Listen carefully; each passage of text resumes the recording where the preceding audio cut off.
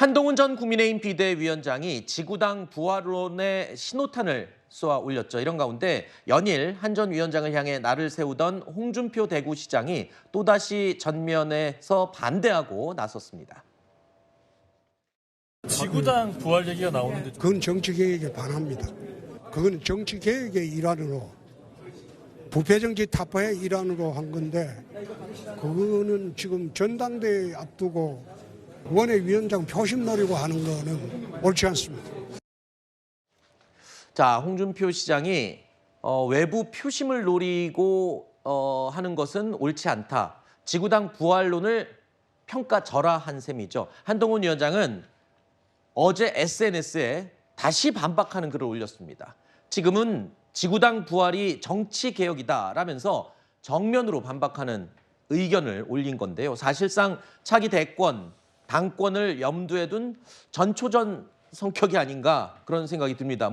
홍준표 시장은 이걸 원했을지도 모르겠습니다만. 홍준표 시장은 지금 계속 한동훈 전 비대위원장을 강한 언어로 저격을 해왔고 네. 이 이슈에서도 결국은 반대편에 서서 본인이 어떤 비판자로서의 포지션을 굳히려고 하는 것 같습니다. 그런데 그런 어떤 정치적 동기를 떠나서 보더라도 지금 홍준표 시장이 그 지구당 부활론을 평가절하하는 것은 내용적으로 좀 맞지 않은 측면이 있어요. 20년 전에 이 지구당이 폐지가 됐지 않습니까? 2004년인데요. 그 당시에는 지구당이 돈 먹는 하마라고 해서 그걸 폐지하는 것이 정치 개혁이 맞았습니다. 그런데 홍준표 시장은 그 2004년 이후에 2004년 총선 당선, 2008년 총선 당선 이렇게 해서 계속 원내에 있었고 2012년에 낙선을 했지만은 1년도 안 돼서 또 경남도지사가 됐고 그다음에 경남도지사를 그만두고 나서는 또 자유한국당 당대표가 됐고 또 나중에 대구시장이 됐고 하기 때문에 원외위원장의 어려움을 사실 잘 알지 못합니다. 그래서 현역 의원과 이 원외위원장 간에 굉장히 큰 핸디캡이 존재하고 그걸 대등하게 맞춰주는 것이 현재의 정치 개혁이라고 하는 그 흐름을 인지를 못하는 거예요. 홍준표 시장께서 당내의 많은 원외위원장들과 좀 더 접점을 넓히고 여론을 수렴을 해보시면 아마 생각이 달라지실 것이다. 저는 그렇게 생각합니다. 어제 출연하셨던 패널도 똑같은 말을 했었습니다. 홍준표 시장은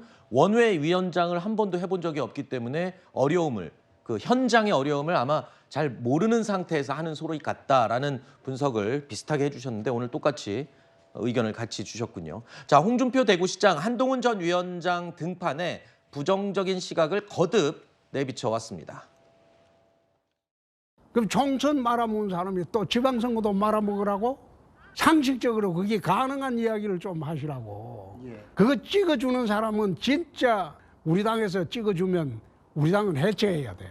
요즘 정치하는 거 한번 보세요. 이재명 후보도 그렇게 부패하고 해도 팬덤이 형성돼 있어. 비판의 대상이 아니에요. 숭배의 대상이지. 우리 당도 마찬가지예요. 우리 당에는 팬덤이 형성되고 숭배 대상됐다. 한동훈 위원장을 언급하신 염두에 두시고. 그렇게 기자들은 전부 이상하게 머리가 그쪽밖에 연결이 안 되는 모양이야. 나는 가를 자꾸 들미는 이유를 모르겠다.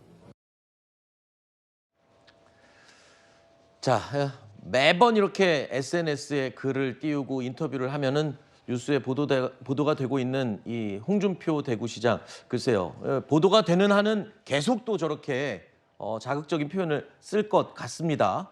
자, 한동훈 전 위원장이 홍준표 대구시장의 공격에 맞불성 메시지를 내놓은 건 이번이 처음이 아니었습니다. 또 이 서울시장이죠. 오세훈 시장의 지적에도 한동훈 전 위원장 맞불 메시지를 공개적으로 내놓기도 했습니다.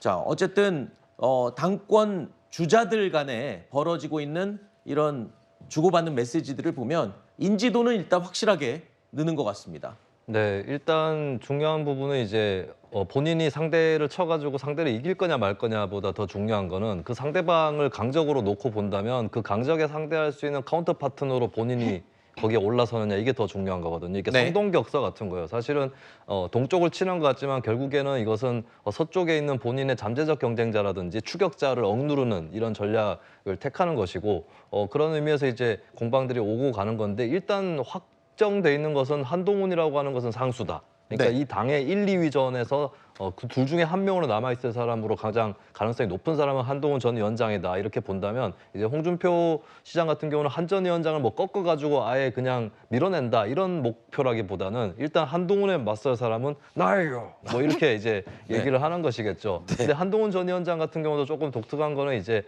또 반격을 하기 시작했다. 네. 예전에는 뭐 때릴 테면 때려봐라 상대를 안 하겠다 이런 분위기였는데 여기서 좀 응수를 해주는 것은 또 전당대회로 가기 위한 몸풀이 정도로 또 볼 수 있지 않을까 그렇게 보여지고 사실 네. 이 상태에서 좀 소외되기 쉬운 분 중에 한 명이 이제 오세훈 서울시장일 그렇죠. 텐데 오세훈 시장도 이제 몇몇 사안에서 이제 개입을 시작을 할 거고 아마 이 지구당 부활도 네. 굉장히 오세훈 시장 입장에서는 놓칠 수 없는 이슈인 게 지구당을 없앴던 그때 당시에 정치개혁이라고 했던 네. 그 흐름의 중심에 오세훈 법이 있었거든요. 네. 그러면 아마 슬슬 오 시장 또 이 문제에 관련해서 어떤 발언을 준비하고 있지 않을까 네. 이렇게도 또 추측을 지구당 해봅니다. 부활 얘기가 나오면서 계속 오세훈법이 네. 거론이 되고 있거든요. 자동으로 존재감이 또 끌어들여지는 그런 효과가 나오고 있습니다. 네, 지금 조금 아까 오늘 오전에 홍준표 대구시장이 본인 SNS에 지구당 부활에서 다시 글을 썼거든요. 네. 여기에 있어서 오세훈 법이라는 표현을 썼습니다. 네. 결과적으로 내용 자체는 한동훈 위원장의 지금